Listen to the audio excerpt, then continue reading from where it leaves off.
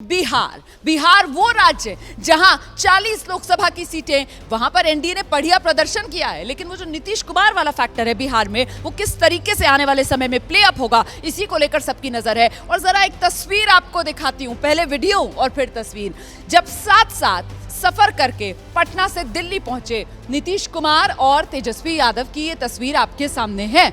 देखिए, जब हवाई जहाज में जाकर बैठे और सफर जब तक शुरू नहीं हुआ था, तब तक नीतीश कुमार आगे की सीट पर, तेजस्वी यादव पीछे की सीट पर। लेकिन जब विमान ने उड़ान भर ली तो हवा में हुई सीटों की ये अदला बदली और अगल बगल वाली सीट पर बैठे हुए नजर आ रहे हैं नीतीश कुमार और तेजस्वी यादव।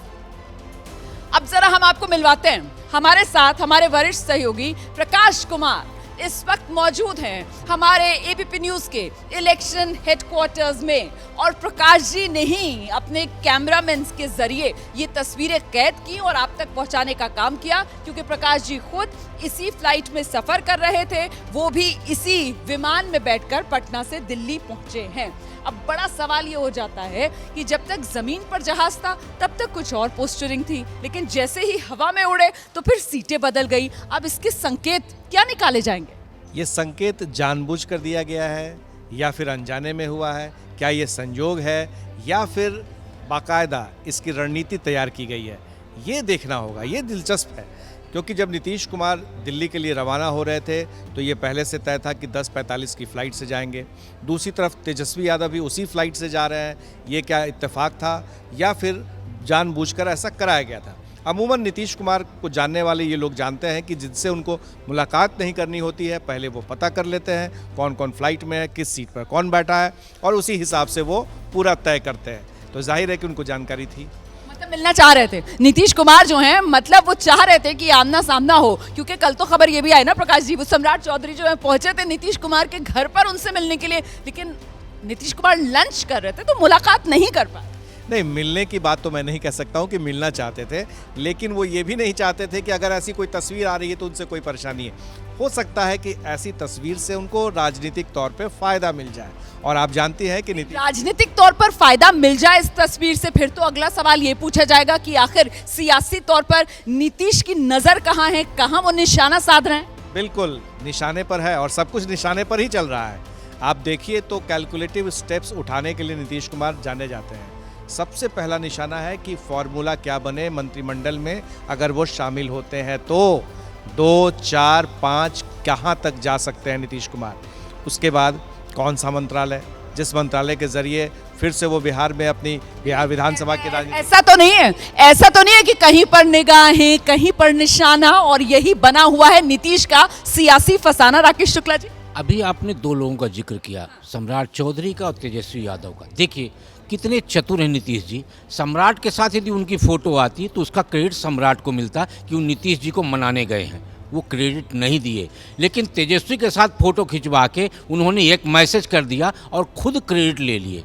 तो ये नीतीश कुमार जी कितने चतुर पॉलिटिशियन है, इसको भांपना सबके बस की बात नहीं है। बिल्कुल, बहुत चतुर पॉलिटिशियन है, और वो कहा जाता है ना कि साहब दूध का जो जला होता है वो छाछ को भी फूंक फूंक कर पीता है। और हमने देखा था किस तरीके से 2019 का लोकसभा चुनाव, और नीतीश इस कोशिश में थे कि जेडीयू को मंत्री पद के अंदर हिस्सेदारी के तौर पर कम से कम 2 सीटें मिलें, लेकिन हाथ कुछ लगा नहीं। तो इसी वजह से इन तस्वीरों के जरिए कहीं ना कहीं एक पॉलिटिकल मैसेजिंग अपने साथियों को, एनडीए के सहयोगियों को भी। हाँ, बिल्कुल स्पष्ट है। देखिए, उस बार जो नहीं हुआ, उस बार की स्थिति कुछ और थी। वहाँ भारतीय जनता पार्टी को 303 सीटें अपने बदौलत थी। इस बार नीतीश और वैसे भारतीय जनता पार्टी चाहेगी कि नीतीश और नायडू दोनों साथ रहें, लेकिन नीतीश के बावजूद भी भारतीय जनता पार्टी की और एनडीए की सरकार बन सकती है। तो मुझे लगता है ये एक मनोवैज्ञानिक दबाव बनाने की वो कोशिश कर रहे हैं, और राजनीति में कई दफ़े सांकेतिक रूप से इसका महत्व होता है। दबाव बनाने की कोशिश कर रहे हैं नीतीश कुमार। प्रकाश जी, बिल्कुल, देखिए राजनीति जो है रोमाना, वो नंबर गेम है।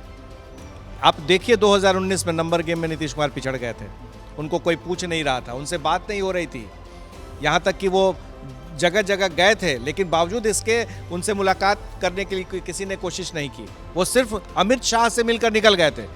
नरेंद्र मोदी भी उस समय नहीं मिले थे प्रधानमंत्री, और आज देखिए प्रधानमंत्री खुद फोन कर रहे हैं और तब वो दिल्ली आ रहे हैं।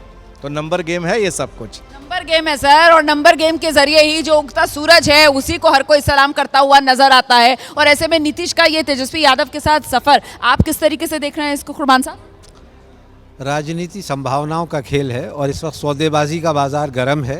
गठबंधन की सरकार बननी है और इसलिए हर आदमी, जिसको अंग्रेजी में कहते हैं, अपना पाउंड ऑफ फ्लैश चाहता है। तो नीतीश कुमार भी ये संकेत दे रहे हैं कि साहब मेरे सारे ऑप्शंस खुले हुए हैं। नीतीश कुमार अपनी ताकत दिखा रहे हैं कि साहब देख लो मेरे पास ये भी विकल्प है। बीजेपी को गुड फील करा रहे हैं। आप देखिए खालिद अनवर, बीजेपी को गुड फील करा, गुड फील मतलब अपना पोजिशनिंग दिखा रहे हैं ना। अब खालिद अनवर से लेके और जमा खान, तमाम ऐसे नेता बयान दे रहे हैं कि नीतीश कुमार प्रधानमंत्री के लिए सबसे उपयुक्त हैं। आज का जो फ्लाइट का आपने फोटो देखा, ये क्या है? प्रेशर पॉलिटिक्स है। और नीतीश कुमार के लिए लालू यादव ने ठीक कहा था ना कि पेट में दांत है। तो नीतीश कुमार कब क्या करेंगे कोई नहीं जानता। जैसे ही घड़ी का काटा दोपहर 2:30 पे आए, बबीता जी का दिल सास बहू साजिश के लिए मचल जाए। और ये है इनकी बहू, पूरे दिन ऑफिस की टेंशन हो जाए गॉन जब ये करें अपना फेवरेट शो फ्री टाइम पे ऑन। इनकी तरह आप भी देखिए अपना फेवरेट शो अपने टाइम पर और डाउनलोड कीजिए एबीपी लाइव ऐप अपने स्मार्ट टीवी पर।